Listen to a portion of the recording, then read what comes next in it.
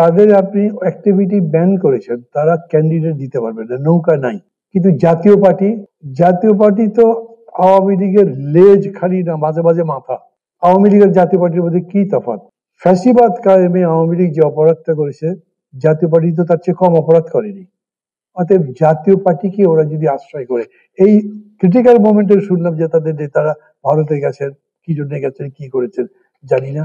ওখানে ঠিক হলো যে ঠিক আছে, লাঙ্গলেই সব নৌকা উঠবে, টাকা পয়সা যা লাগে দেবো আমরা, সেই ভোটটা করলো। যদি জাতীয় পার্টি ভোট করতে পারে তাহলে তারা এটা করতে পারে, তো করে যদি দেয়ার আর চান্সেস যে এরা ভোট এত পাবে যেটা অন্য জোট বা দলের চাইতে পার্সেন্টেজে বেশি হয়, পেতে পারে। আমি কিন্তু এটা বলছি না যে এটা আমি বিশ্বাস করি, কিন্তু এই বিশ্বাসের উপরই তো অনেকে জাতীয় পার্টিকে এখনই ম্যান করার আন্দোলন করছেন। বিবেচনাটা ফেলে দিচ্ছি না আমি। আবার বলি, আমি এটাই মনে করি তা নয়। আমি মনে করি না যে এরকম করে ভোট দেওয়া যেতে পারে। আমি তো বলেছি বহু ক্ষেত্রে নিজের নিজের এলাকায় আওয়ামী লীগের নেতারা শেল্টার খোঁজার জন্য কোথাও জামাতের আশ্রয় নেওয়ার চেষ্টা করেছেন, কোথাও এনসিপির আশ্রয় নেওয়ার চেষ্টা করেছেন।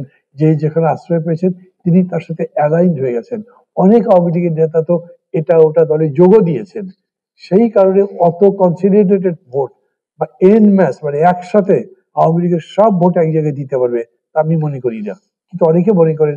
তারপরেও সেই ভোটটা এত হতে পারে যে তাতে এখন তো জামাত মনে করে যে তারাই সেকেন্ড পার্টি হতে পারবে ভোটে। তারা যদি না পারে, আওয়ামী লীগ বা জাতীয় পার্টি যে বাকি তারা যদি সেকেন্ড হয়, তাহলে তারা ফিরে আসলো না রাজনীতিতে। আমি এটা মিন করেছি।